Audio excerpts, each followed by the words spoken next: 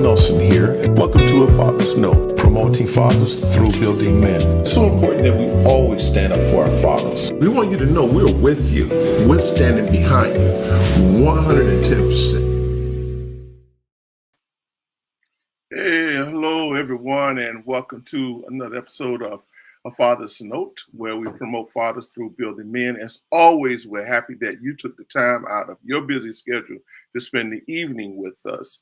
We have a great show for you tonight, a great topic, which I believe that and personally feel that would be very beneficial, especially when it comes down to relationships between fathers and sons. And I think you need to hear this. I would recommend that you hear listen to this gentleman's story, my guest tonight's story, and I'm absolutely certain that you're going to get some good, wholesome stuff and wisdom that's going to come along with it. But before we go in there, y'all know what time it is. We always have to promote my mother's book. Yeah, Diary of a Virtuous Wife, How to Live with Infidelity and Win Doing It God's Way. I tell you, she just sold out her first batch. We just had to order another batch. This is a great book. We're hearing testimonies of how this book is really ministering to a lot of women, young women who are married. And I'm telling you, it's really is opening up their eyes as to what their responsibility is for in a marriage and for their husband. And a lot of times, it's not always peaches and cream, it's not always sweet and honey and all that kind of stuff. But nevertheless, though, this book definitely show you, hey, listen, if you want your marriage, you can have your marriage, but you got to work at it, And there are definitely some sacrifices that comes with that. Next, though, I want to share this. Let me do it now. I'm going to do it now. I was thinking about doing it at the end. I'll wait.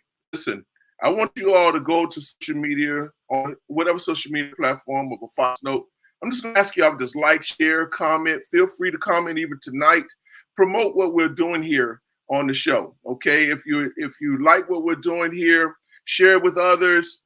Let them know we're here and we have some great content that we have here on the show. Also, I'm going to ask you, please support us by purchasing our shirts. You can, if you want a shirt, you can DM me in the contact, reach out for me in the message, and we'll definitely see about getting your shirts. Fathers are not toxic, but essential. We just got another new shipment in. They're selling as well. Listen, get your shirt. We're still in the month of Father's Month. No longer Father's Day, but Father's Month. Okay, we're still in the month. And as a matter of fact, beyond. You can buy them next month, the month after that, and the month after that.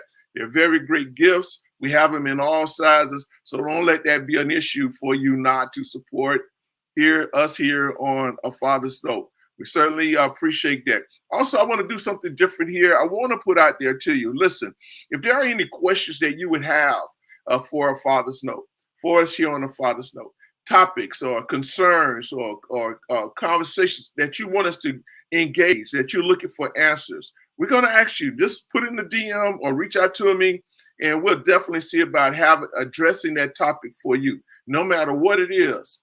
Okay, can you put a link for the books in the comments? I can't do it right now, but I would definitely do it later when we're off the show, okay? We'll definitely take care of that for you. It's a great book. I'm telling you, this book have really been ministering to a lot of young ladies, not only married, old. Let me see how I want to say this. I want to say this properly now, okay? Not only that's just newlyweds, but I'm talking about ladies who have been wives who have been married for some time. This book has really been ministering to them, and we're grateful for God for that. Okay, but getting back to the questions, you got any questions that you would like for us to answer in the future, please put them in the comments and we'll definitely address them.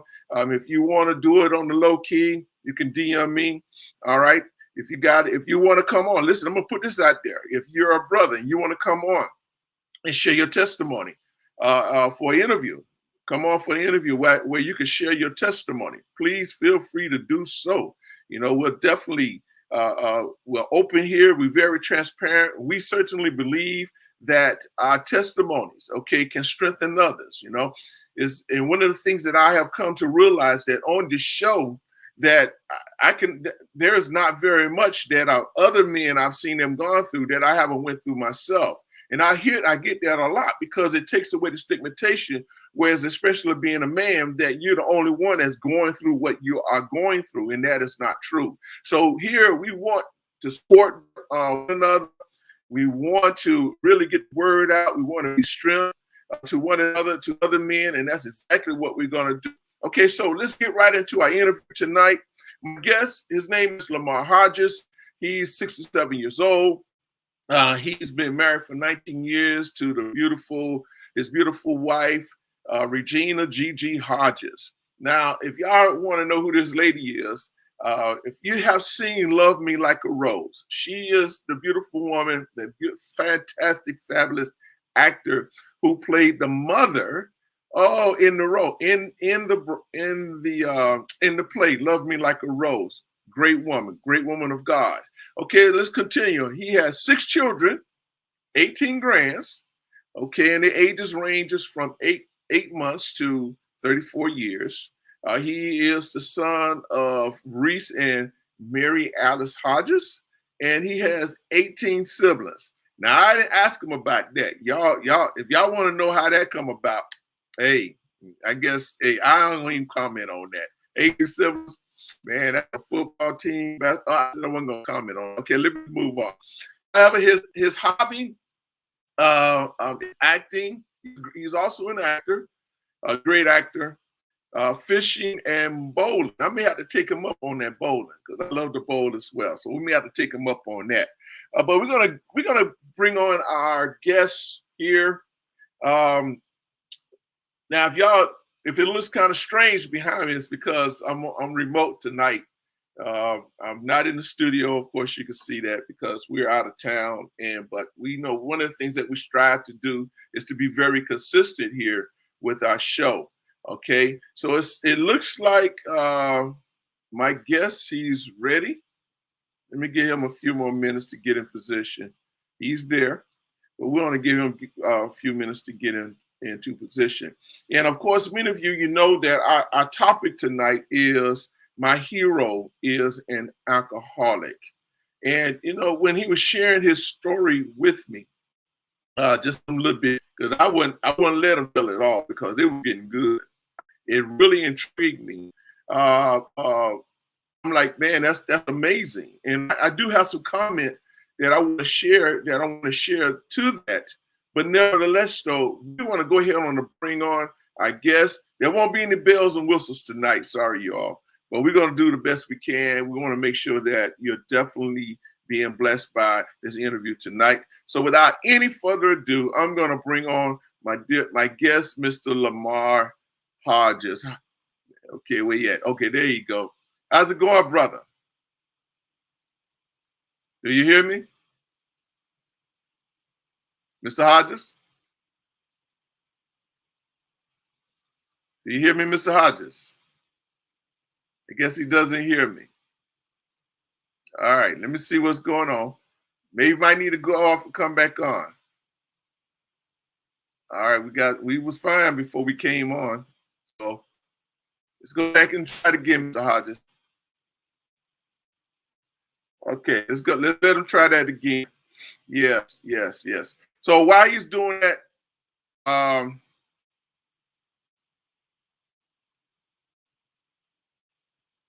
wow, okay. Oh, we have a great night tonight. You know how it is with technology. Let's try it again. All right, Mr. Hodges, do you hear me? Unmute your mic, sir. Unmute your mic.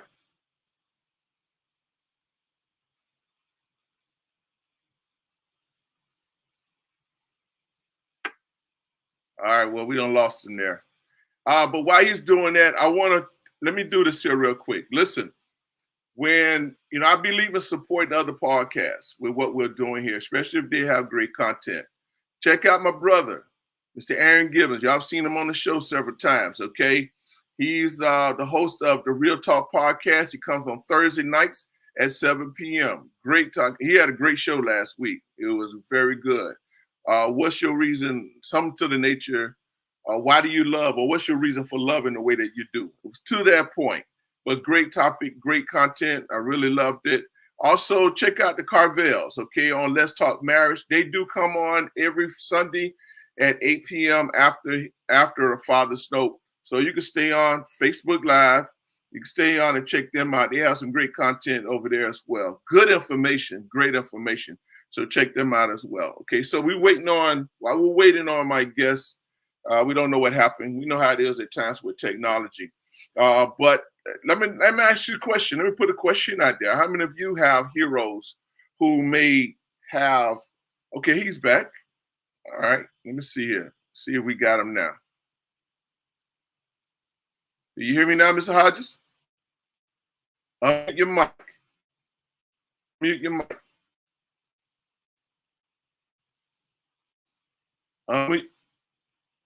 Hello? You got to unmute your mic. If you hear me, there you go. You hear me? Wow. Okay, it's okay. These things happen.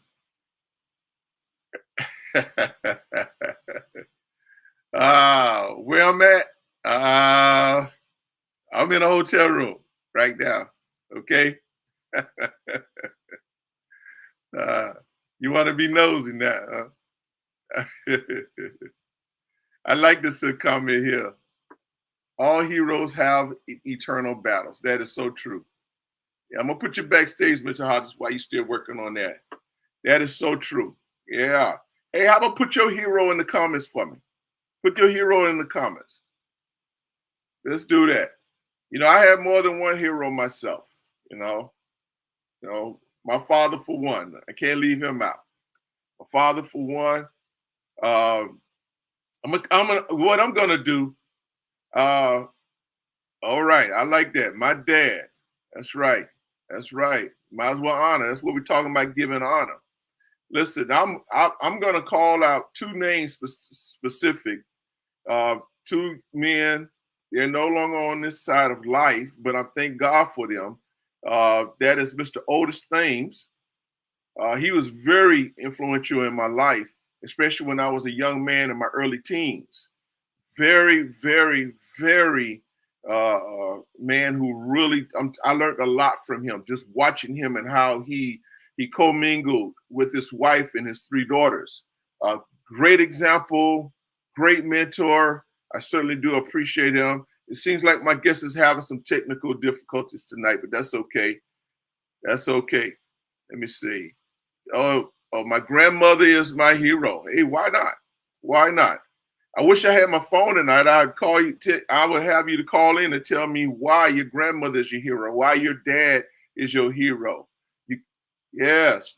We got plenty of men out there. They may not have on the capes and the tights and all that stuff, but we have some men out there who have really stood in the gap and been great mentors and heroes to many, many sons and daughters out there. Oh, okay. I don't know what's happening with my guest. Okay. Give him a little bit more time. Anybody else? Anybody else who's watching? Okay. So Ricky Nelson Jr. says that my grandmother was also my hero. All right. That's it. We got some heroes out there. Hey, what about your pastor? What about your leader? What about an uncle? Okay, or a cousin, We got heroes. We got heroes. We really have heroes, okay? All right. Still waiting on them. Still waiting on them. I don't know what happened. We did do a check, audio check, make sure everything was fine, and it was. I don't know what happened. Okay, the Sarah McKay said, and my sisters and brothers are my heroes. Come on. I'm sure something. Sometimes just a person being your hero, it's just the fact that they're there supporting you. They're there supporting you, in spite of their shortcomings. And I love the fact that the comment that they do have internal battles. They're not perfect. And if you're someone that's looking for someone to be perfect in your life, that's not going to happen. Then you're living a false life. That's the only thing that I can say to that. You know, while I'm thinking about it, sometimes, we need to be very careful how we treat people, how we judge people, okay, or what stigmatization that we put on people just because um, they may not look like we look, they may not talk like we talk, and I'm anxious to hear Mr. Hodges' testimony. He was sharing it with me, and I really wanted you all to hear it tonight, and hopefully he'll get that straightened out where you can come on. Okay, let me see. We got another comment here. Keep coming with the comments. Okay, my dad showed us that you can live with integrity and still be yourself. Absolutely, integrity is a must. Okay, but no, we have to really um, be open minded when it comes to people. Just because I knew a young man that I grew up with, and I'm not saying this from the point of him being a hero or anything, but I'm saying it from the point that I saw the good in him, even though he struggled as an alcoholic. He struggled, and a lot of them they face these demons, and sometimes it can be open doors that even though they want to change their ways, they struggle doing it, But I don't know of a perfect man. It's impossible for us to be perfect. We're gonna have flaws. That's why we all need Jesus. Okay. Let me see if oh I almost put you on there late. Okay. Let's see what's happening. Look like we might have him back. All right. Let's see here. You ready now? Yes, sir. I'm here. All Finally. right. All right. Man, you had me on the spot there, man. I'm trying to talk and my time. Man, It's I don't okay. know. All kind of things are going on. Yes. It It's must be gonna be real good. You don't have a headset, do you? no. And Oh I need wow. one. Nope, you don't have one. I hear you back there, Lady H. No, I don't have one, sir. I'm sorry. Okay, that because I didn't want it that way to get that talk back, but that's okay. Okay. It's okay. We're gonna go on. Okay, so you know the okay, so the topic tonight is my hero is an alcoholic. Okay, and it I'm just gonna say this. So I'm gonna say that we're talking about your father. Is that correct? That's correct, sir. Talking about your father. So why can you share with the audience? Miss Bradshaw, I'm sorry, sir. I, let me put this one up. Miss Bradshaw said that my kids are my heroes. Wow. Wow. I wish I had time to talk about that, but let's go on. Let me get into this interview. I apologize for that, y'all, for that host ethic right there. I don't know if that, but anyway, why do you say that your father was your hero, knowing that he was an alcoholic? Well, it's a very funny thing. First of all, let me say this, Minister Lionel. I appreciate you. Thank you so much for inviting me. It's an honor and a privilege to be here. And let me just start off by saying I decided when you called me and invited me and asked me what I wanted to talk about, it kind of took me a minute to think. But I decided that I wanted to share this story because it was both a tumultuous time, but God's intervention made it to be a joyful time towards the end. And I know, and I feel very confident in saying that I'm sure a lot of people today are experiencing some of the things that I experienced in my own story. And I wanted to share it. And let me just say, I've only told this story to two other people, the full story to two other people, Mm-hmm. my youngest son's mother and my present wife. And so I wanted to share it because I believe it will be healing for some people who may be going through the same thing right now, or may have may have experienced some of the same things. And in answer to your question, why was my father a hero even though he was an alcoholic? Um, it was very strange and confusing at the same time. I mean, I was a young child, as early as 2, 3 years old.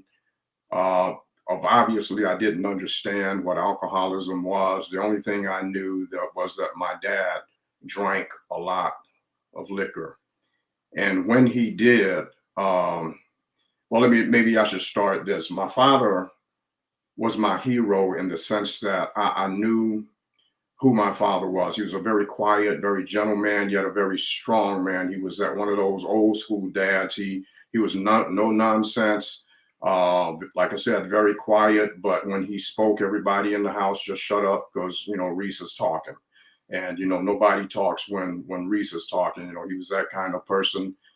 Demanded that when he was talking, as kids, we had to look him straight in his eyes because one thing you did not do, if he gave you a direction to do something, the worst thing you could ever do is go back to him later and say, "Dad, what you tell me to do?" Mm. And his thing was, "Oh, okay, so you weren't paying me no attention."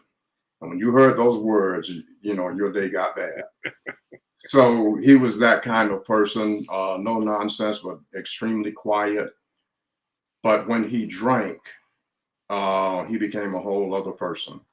I used to call him a monster. Mm. Uh, and that's saying a lot. He became very abusive, mainly to my mother. To me, I was the oldest child from my mother's side. There's just only two of us from my mom, myself and my younger sister. But over the total, there's I have 18 siblings, so there's 19 of us total.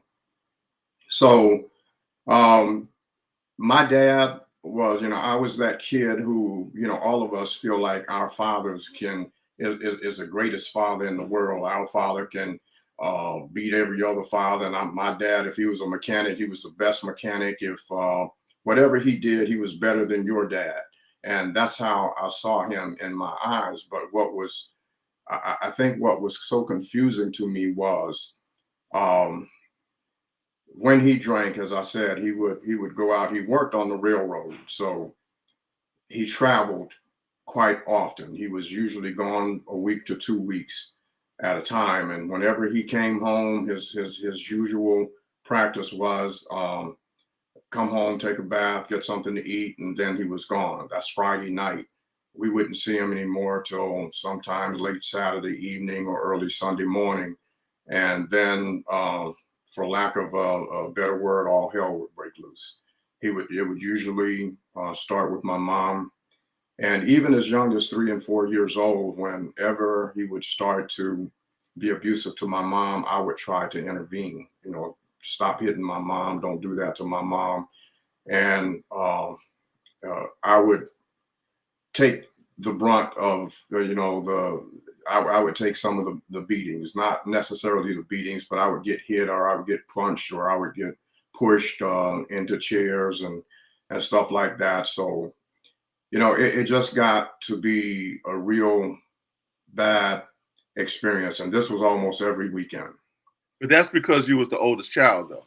That's Right. why you were engaged. Yes, I was the oldest child, and I'm 4 years older than my youngest sister. So, no, we're talking about when I was four. Of course, she hadn't been born yet, or just about to be getting ready to be born. Obviously, when I was five, she was a year old. But So we're she so in your as a 4 year old, did you understand what you were doing when you intervened between his abusiveness on your mother? Did you understood what you were doing, or was just responding? That it just didn't seem right. it just didn't seem right. Of course, my mother was crying and yelling, "Stop! Stop! Don't do that! Why are you doing this?" And obviously, in her turmoil, I mean, obviously I was confused. I was a little kid and I didn't know what to do, but something in me told me I needed to do something. My mom was being badly beaten, and um, I just didn't know what else to do except to rush in and try to get between them and stop them. And like I said, I would take the brunt of the abuse in a lot of cases. Did So did did, did it have any traumatic? I don't want to rush your story because I definitely want to give you time to tell your story. yes, But sir. did it have any traumatic effect upon you Yeah, because of that? absolutely, absolutely. Okay. It made me at a very young age very angry. And of course, I didn't understand it, but I was angry all the time. I was sad, and by nature, I'm a very quiet person, just like my dad was. A lot of people tell me I'm just like my dad. Uh, Right. I'm never going to be that person who's going to walk in a room and just start up a conversation. I'm just kind of, my wife calls me laid back, Hmm. and so that's kind of who I was, but. We lived in a very small town, about 2.5 miles east of Atlanta, called Tennille, Georgia. Very small town. That's where I was born, and lived most of my life. So, being in that it was a very small town, everybody knew everybody, and Hmm. of course, everybody knew my father, and he was labeled the town drunk. Now, here Hmm. is where it gets like the question that you asked, how was he my hero when he was an alcoholic? I loved my dad. My dad, Wow. in my eyesight, was my hero. I mean, because I think, and I didn't understand it then, but I think in even my young age, I knew who my dad really was when he wasn't drinking. He was a totally different person, and I think that's there was a hero part of who he was, and made me love him. But at the same time, um, it caused me, and because everybody knew me, when I would as I got to be school age and I would go to school, the other kids would tease me, and oftentimes tease me about my dad. And it didn't bother me when they would tease me about myself. I obviously, you can see I have big ears, so they would call me, they nickname me Mickey Mouse, and they would call me Mickey Mouse and Dumbo the elephant ear boy and stuff like that. That didn't bother me. But when they said something about my dad, that's when the fight started. I would never I was never going to be the one who started a fight, never started a fight, but I went to school every day hoping somebody would start something because I had this need to fight. And I didn't understand it then. As I got older, I realized I wasn't necessarily fighting the person I was fighting. I was actually internalized fighting my dad. Of course, I couldn't Right. fight him at home, but that turmoil inside of me. So I was labeled by the other kids as that crazy Lamar, that crazy kid, because I went to school every day with this chip on my shoulder, if you will. Um, you know, Can I highlight something there though? yes, sir. Um, so it seems though, based on what you're saying, and I think this is something that needs to be pointed out. Here it is, you're seeing your father be abusive to him. He at times would turn his abusiveness on you, and you would take those emotions with you because you knew you could not get back at your father, but Right. you took them to school. Yes. You took them to school looking to release your emotions in a physical or way, just so that you can have some relief. I guess I'm making a statement making a question in the form of statement. Right. Some relief within yourself, with your emotions, just so the fact that you know that you're satisfying those feelings that you had in the inside. So this is why you resorted to fighting because of what you was encountering at home. Right. Is that Right. is that pretty a good assessment? Exactly. And I think what was even more confusing to me, and probably what fueled my anger, was I could not understand and internalize why I was so willing to fight for the honor of someone who was causing me and my mother so much pain and so much turmoil in Wow. the house. The little house that we lived in, even as young as I was, I nicknamed it the Hell House because that's what we were experiencing. Um, and I honestly didn't know what to do, but I knew I had to do something. And of course, as I grew older, the abuse got more and more. But of course, the older I got, now I'm more physically able to help my mom, so to speak, to divert the abuse and everything. And it got bad. It got really, really bad. But you say he was your hero because this is what it sounded like I heard you saying. The Yes, reason that he was your hero was because number one, you knew who your father was. right. Number two, he was there. Yes, Even though he was abusive, but just the mere fact of having him in the house right. made him your hero. Am I correct on this? Absolutely. Like I said, my father worked on the railroad, and we're talking about in the early '60s. He we I even took some heat because my family was considered, I wouldn't say wealthy, but we didn't want for anything Mm-hmm. because my father had a great job. My dad had a nice car, as a matter of fact, he had two cars, a truck. A lot of the kids that I went to school with didn't have a father in the house. My dad was there, but he wasn't there, if that makes sense. Let me ask you a question here. I don't mean to cut you off because this is good.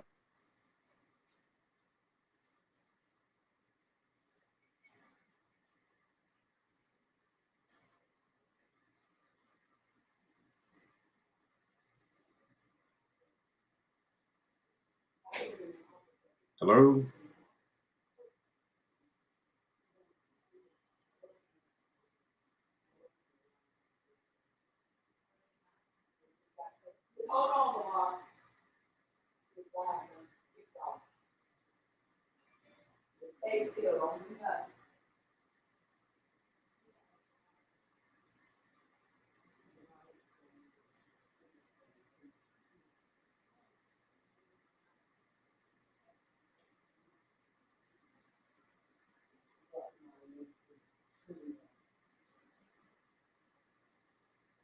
Something he's frozen, so just hold tight.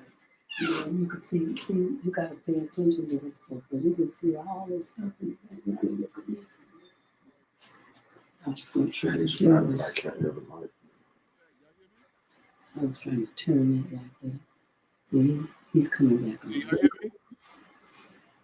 Can you hear? Yeah, I hear you. Do you hear me? Yes, I can hear you now. Okay, all right. Yeah, I apologize for that. That's okay, no problem. It's what happens when you're remote and you relying on Wi-Fi. So it's what happens. But Yeah, my question to you, because I really want to make sure that we really iron and pull this out. We got some questions also from some of the viewers here. But if you can, just take a brief moment because okay, a lot of times when we hear of a person being abusive, we have a tendency to want to focus more so on the fact that they were abusive or are abusive more than their good times or their good qualities about themselves. So my right, question to you is okay, he wasn't always abusive. He was only abusive when he drank. right, And knowing that he was an alcoholic, there was a question, not necessarily that you have to answer this question now, but there was a question that came that what do you think what did his alcoholism stem from? What was the root cause of it? But before you answer that though, can you share with us good moments, memorable moments of you and your relationship with your father? Yes, yes, I can. One of the things that I remember most, and one of my most um, memorable experiences with my dad was that he loved baseball.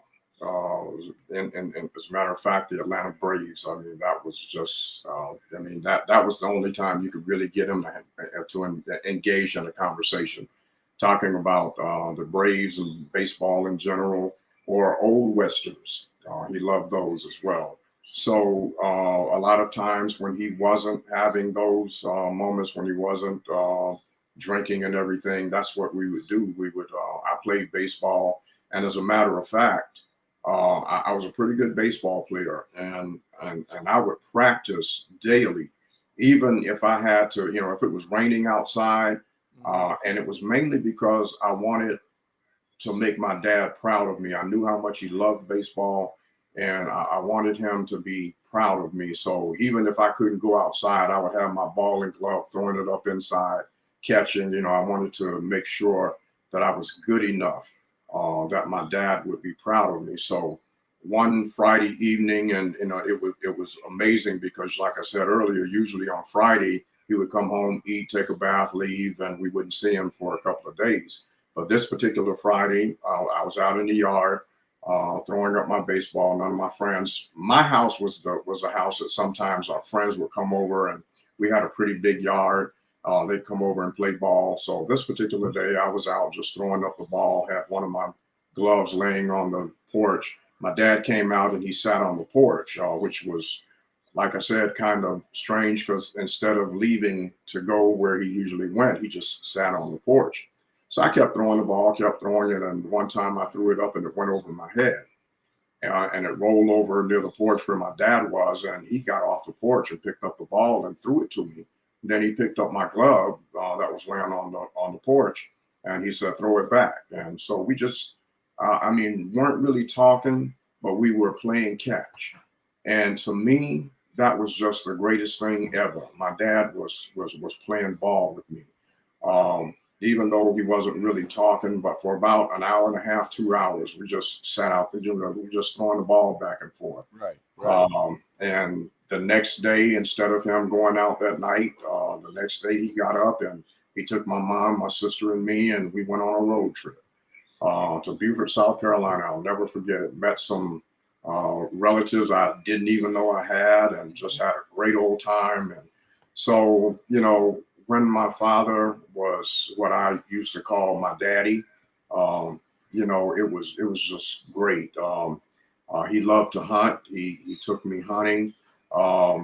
He even he taught me how to shoot rifles, guns, and all like that because you know, he loved hunting. He even bought me a 22 rifle for my 12th birthday.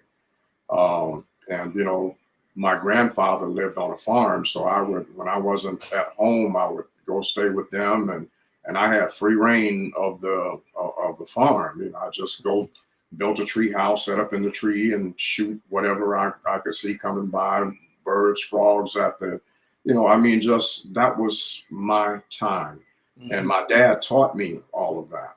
Right. So you know, those were the good times, and So he knew how to be a good father. he did. He was a good father. Not only did he know how to be a good father, he was a great father, I would say. And like I said, Go ahead. Sorry.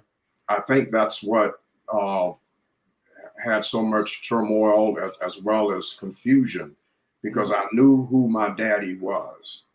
But when he drank, it was like, as I got older, I started calling it Dr. Jekyll, Mr. Hyde syndrome. You know, he was Right. he was Dr. Jekyll today, mild mannered, peaceful man. Then when the drinking started, he became Mr. Hyde, and you know, he became this monster that I really did not know.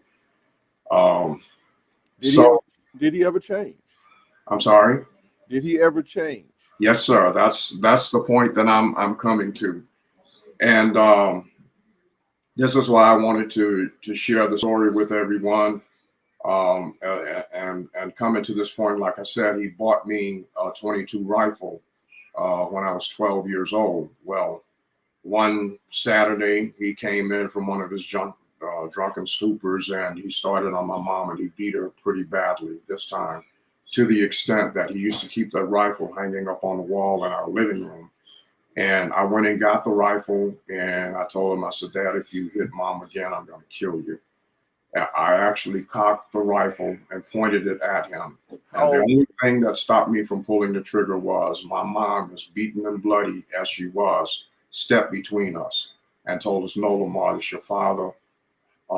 You got to love him. Don't do this. I said, but Mom, I can't take it anymore. How old were you? I was 12. No. I was 12. And the reason I remember is because, like I said, he bought me the rifle for my 12th birthday. My birthday is December 7th. This happened going into February or March of the following year. So I had just turned 12 years old. And like I said, my mom stepped between us, and she finally said, the only way you're going to kill your dad is you're going to have to kill me first. Even being abused, she still loved him. Yes. And that, and which brought about more turmoil because right after that, my mom took my sister and me, and we moved us to Daytona Beach, Florida, which is how we ended up in Daytona Beach. Hold on a second, though. Hold on, bro. I don't mean to cut you off, and I don't want to be a rude host. That's okay. I want to go back to that moment when you say you're 12 years old. Yes. And you pulled a gun that your father had purchased for you, had gifted to you for a birthday present, and you were going to shoot him. Yes. Because of the abuse that he was extending to your mother. Right. What was going through your mind? I mean, what? At that time, Mr. Lionel, I think I had reached a point where, this has to stop, and I'm tired. I can't take this anymore. I can't watch the abuse anymore. If this continues, he's probably going to eventually kill my mother. Angry? Were you angry? Yes. You just tired. It was enough. Yes. Both. I was tired and I was angry. And I had reached a point, okay, I got to do something. And the only thing I knew at the time to do, my anger, and my anger, I think, gave me the I don't even know the word to say, but it gave me the need, I guess, for lack of a better word, to do something. I just felt like I couldn't, I could no longer deal with this. So, I got to do something. And that at the time was the only thing that I knew to do. So, do you feel that here it is, you're 12 years old? Do you feel that transitioned you into your manhood quicker than you were really ready to? Yes. I'm phrasing this question right. Yes, absolutely. Because for two reasons, like I said, after that event, my mother sent me away to live with my grandparents. Just to get me away from my dad. Now, mind you, she stayed in the house with him. And I stayed with my grandparents for maybe about 3 or 4 months. Then finally, she brought me back home. But 1 week while my dad was away, like I said, sometimes he'd be gone as much as 2 weeks at a time working. And she knew that this particular time, because of the distance that he had to travel, that he would be gone for at least 2 weeks.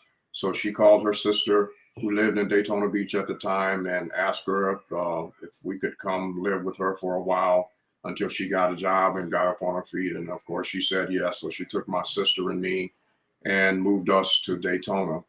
What I heard her tell my aunt one night, and back in the day, kids didn't go in the room when their parents were talking. It's like, ain't no children in here, get out of here. Right. But I just happened to be coming in the house, and I heard them talking, and she said, I knew I had to get Lamar away from Reese, which is my dad's name, because I know if he stayed, one of two things was going to happen: either Lamar was going to kill Reese, or Reese was going to kill my child, trying to keep him from killing him.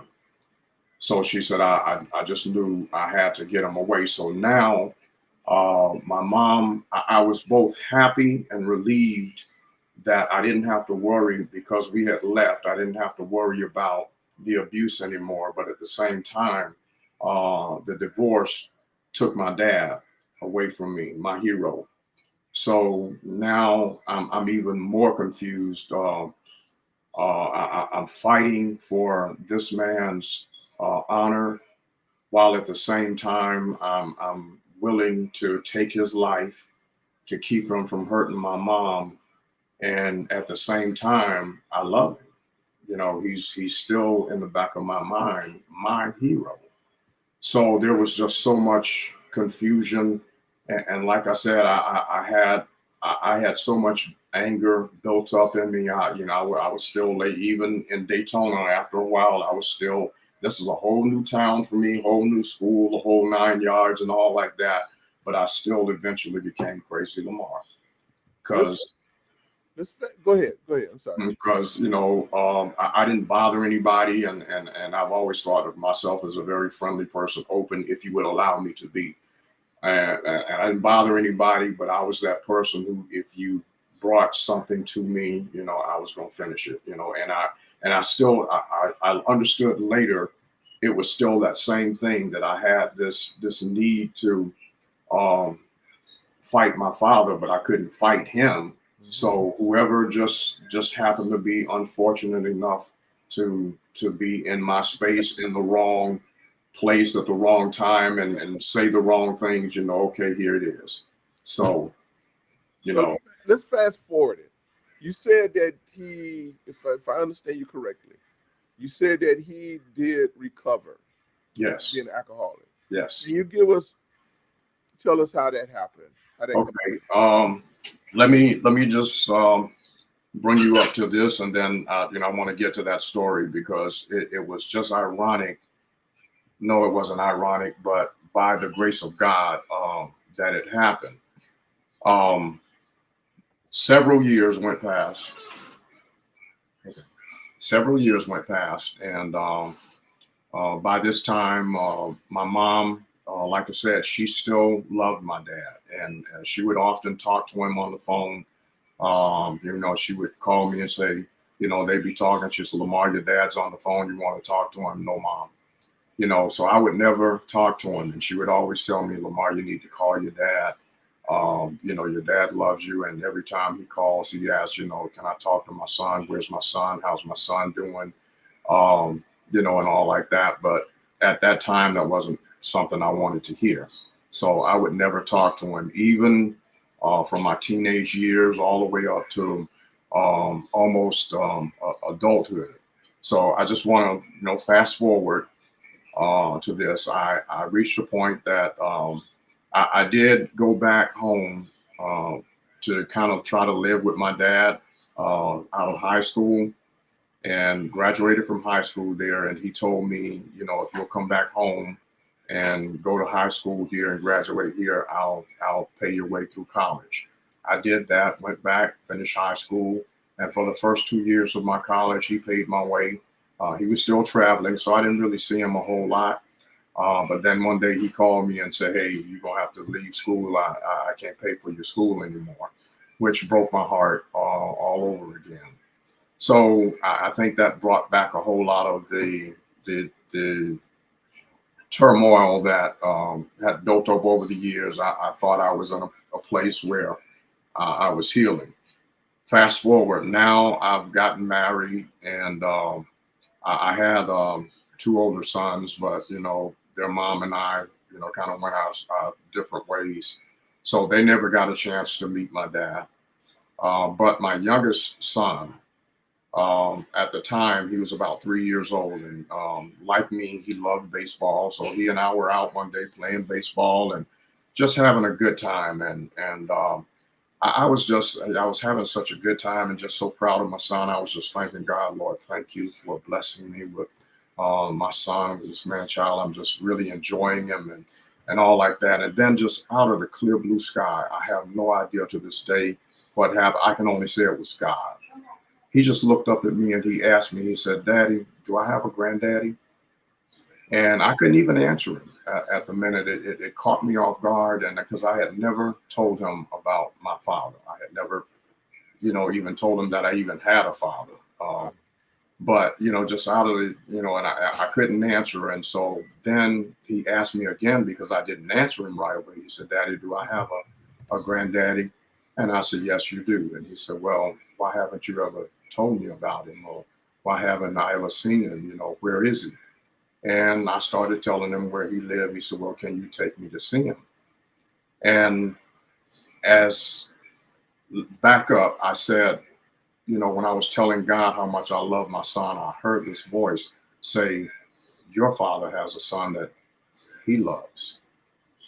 Wow. And I know that was the voice of God. And then almost immediately after I heard that, that's when my son asked me, do I have a granddad? So I went in the house and told my son's mother what was going on, because she was the only one that I had told the story before, and I never really told her the full story. Just she knew enough to know what was going on. So she asked me, well, what are you going to do? I said, well, I told him I would take him to see him, so I'm gonna have to. She said, well, are you going to take him this weekend? I said, no. I said, this is something I have to do, just me and my dad.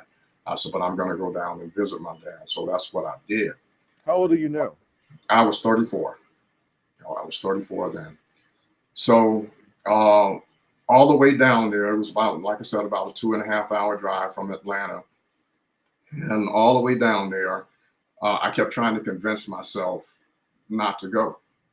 I kept saying, what are you going to talk about? You and your dad never really had a great relationship. What are you going to say to him? What will he say to you?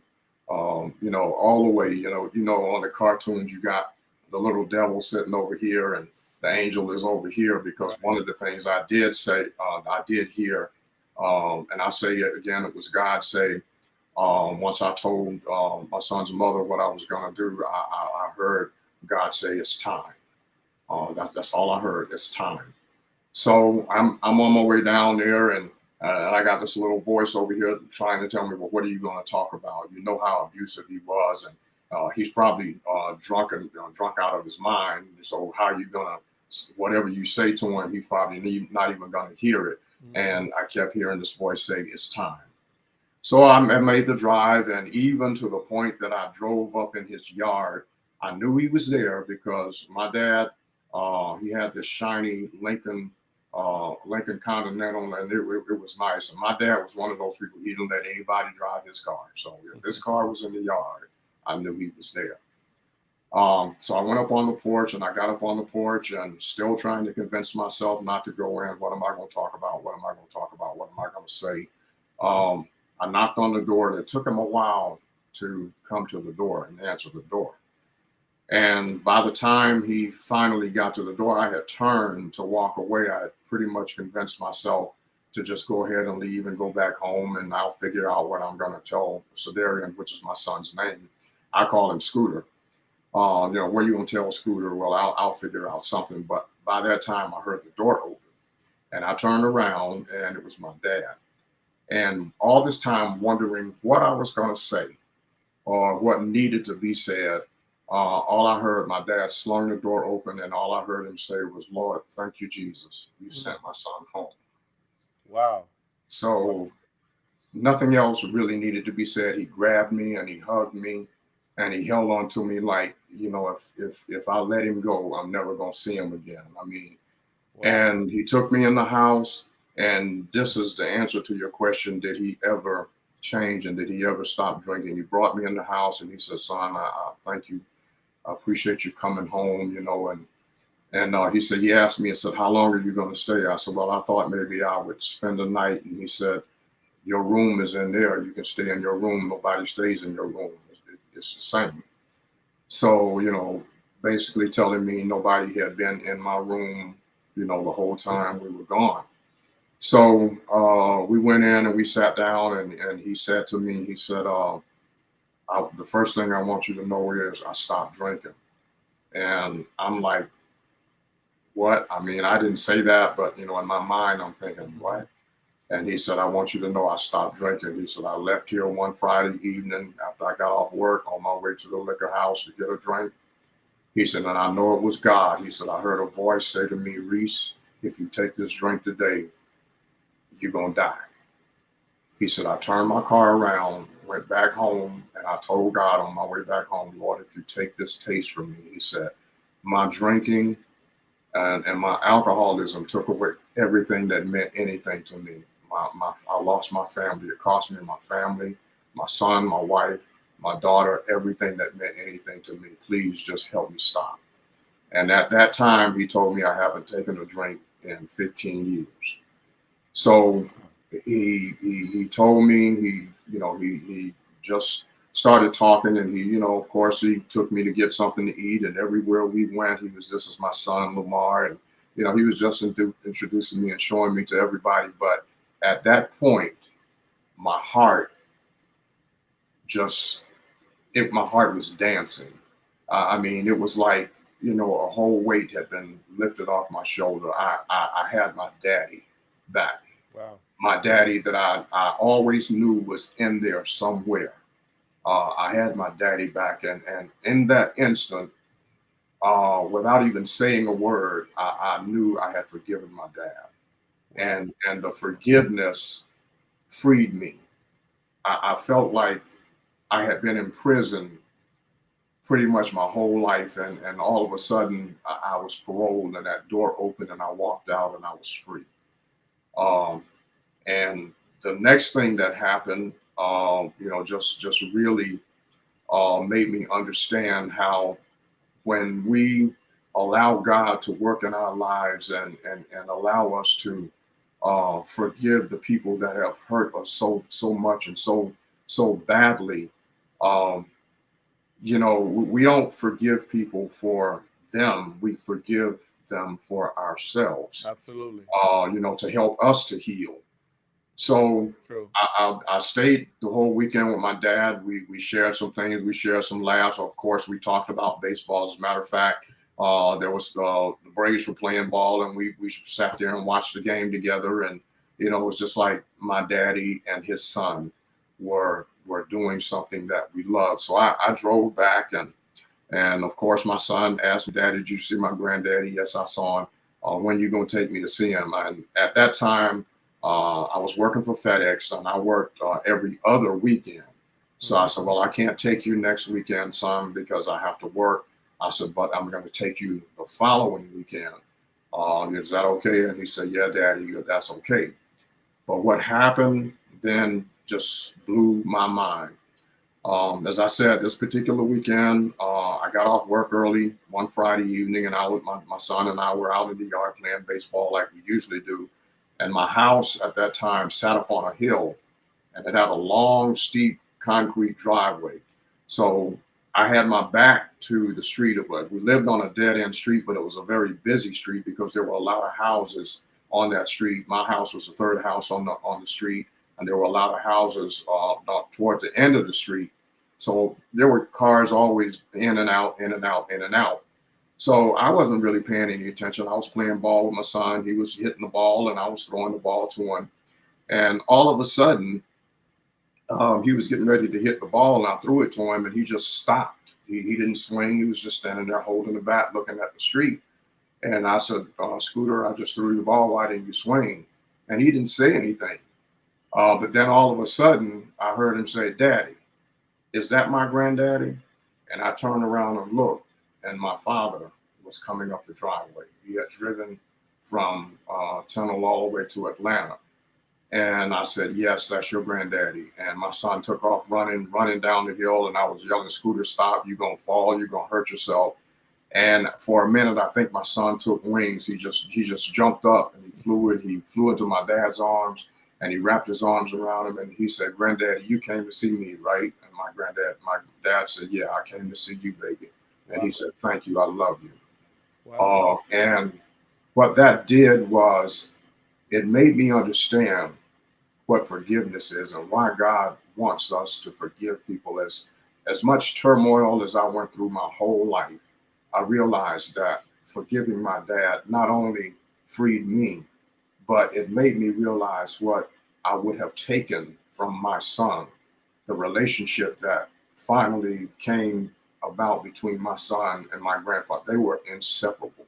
He was 3 at the time, and as my son grew, we would call him almost daily. He even, as he got older and got out of high school, he even went down to live with my dad for about 6 months, almost a whole year. But they were the relationship that they had was, I mean, it was great. It was just a great relationship. So I had, not only did I have my daddy back, but my grandson, my son had his granddaddy. And so, it just, it came about full circle. During this time, the question I want to ask: where was mom? Mom, by this time, she was here in Miami. She had moved to Miami. She was living with my sister. But here's the crazy thing: she was living here in Miami with my sister. But like I said, my mom never, I don't think she ever stopped loving my dad. And in her latter years, she would even go back home to stay with my dad. And she wouldn't go during the winter months because it gets very cold down there and she didn't like the cold. But during the summer, she would go spend the whole summer with my dad. And my dad tried to get her to remarry him, but she wasn't having that. She loved the freedom of being able to travel. She would go visit her sister. She would come visit me because my wife and I, my present wife and I lived in Mobile, Alabama at the time. So she would come and stay with us 3 or 4 months. She would come to Miami. She lived here in Miami, but she would go stay with some of her relatives, just wherever she felt like she wanted to go. My sister and her husband were constantly traveling in and out of the country, taking her on cruises. So she loved that freedom, and she felt like if she got married again, that freedom would be gone. But my dad and her still loved each other, even to the end. My dad passed away in 2016. My mom eventually developed Alzheimer's, and so her mind just kind of went bad, and she just passed away this past March. But up until that time, they were in constant touch with each other. And my dad told me once, he said, "I've never loved but one woman my whole life, and that's your mother." And he said, alcohol took all of that away from me. So I'm so sorry I didn't realize that and quit a lot sooner. So, But if I understand correctly, you never.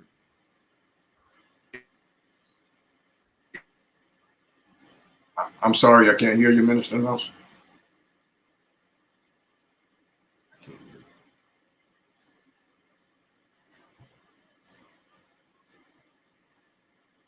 I'm sorry, I can't hear you.